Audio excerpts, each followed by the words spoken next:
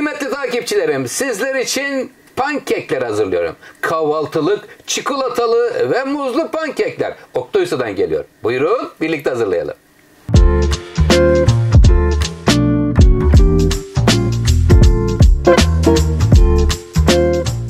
Kıymetli takipçilerim, sizler için kahvaltılık pankekler hazırlıyorum. Hemen malzemeleri paylaşıyorum sizlerle. 1,5 su bardağı unumuz var. 200 mililitrelik bardak ile 2 tane yumurta, yarım çay bardağı sıvı yağ, yarım çay bardağı toz şeker, 1 bardak süt, 1 paket vanilya, 1 paket de kabartma tozu. Arasına şöyle çikolata ve muz. İsterseniz fındık fıstık da koyabilirsiniz. Öncelikle 2 yumurtayı kırıyor ve yarım çay bardağı toz şekerlikte köpürtüyorum. Lütfen takipte kalın.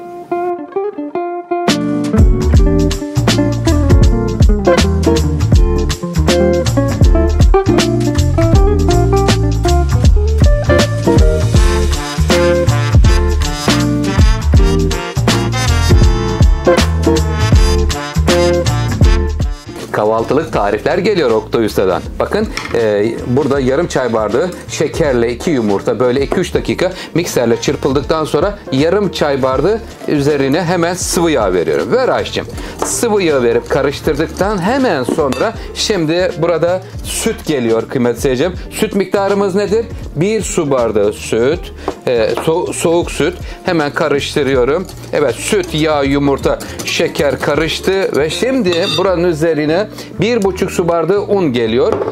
Süzgeç içerisine alıyorum ki mevsimlerden kaynaklanan böyle topakçıklar olabiliyor. 1 paket vanilya, 1 paket kabartma tozu, un, hepsini güzelce elekten geçiriyorum ve karıştırıyor. Pişirmeyle devam ediyorum. Yukarıdan elemeyi. Her yer un tozu oldu.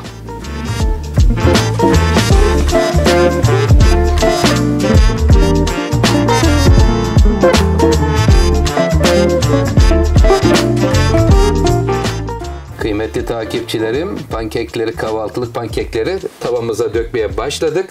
Şimdi burada hiç yağsız bir şekilde tavada pişiriyoruz. Yalnız ben bir denemeler yaptım. Bakın, normal olması gereken pankekler bunlar. Önceki döktüğüm bir deneme yaptım. Azıcık geçmiş, bir baktım kömür gibi çıktılar. Siz aman başından ayrılmayın. Tavaya döktükten hemen sonra kontrol ediyoruz. Yani ne kadar? 1 dakika sonra kontrol vakti. Evet. Şimdi mesela şuradaki ilk başta bu önce döktüğünüzde başlarsanız hiç sıkıntı yaşamazsınız. Nereden döktüyseniz sıralamayı da onun peşinden sürdürün. Gördünüz, böyle spatula yardımıyla ters çeviriyoruz. Gayet güzel oluyor. Çocuklarınız bu tada bayılacaklar. Çünkü neden?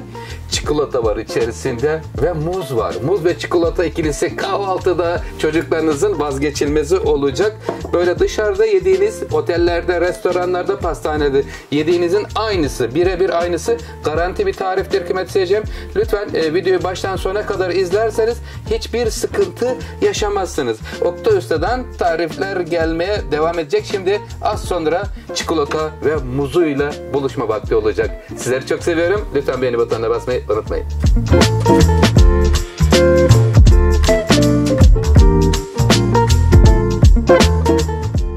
Pankeklerimiz gayet güzel, bol ve bereketli oldu kıymetli seyircilerim. Bakın güzelliğe bakın, görüyor musunuz? Sizin de mutfağınızda bu güzel pankeklerden yapabilirsiniz. Şimdi üzerine şöyle sürülebilir çikolatadan çizgiler atıyorum.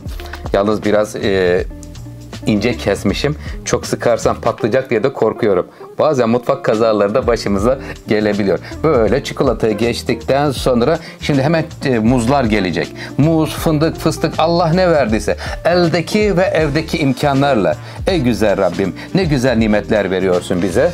Evet, şimdi hemen muzlarını doğru açacağım. Şöyle gelişi güzel tak tak tak tak hemen doğruyoruz.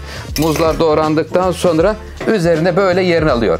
Kahvaltıda, 5 çayında efendim güzel şöyle muzlu, çikolatalı pankekler sizin de sofranızda olması temennisiyle. Ha, şurada bir tane bir tane de büyük yaptım. Onu da hemen sizlerle paylaşmak istiyorum.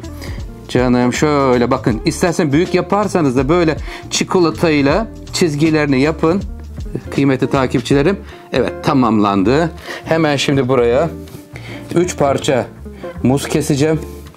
3 parça muzu kesiyorum. Şöyle diziyoruz muzu. Sonra bunu sandviç gibi bakın şöyle alıyorsunuz. Allah aşkına görelim bir.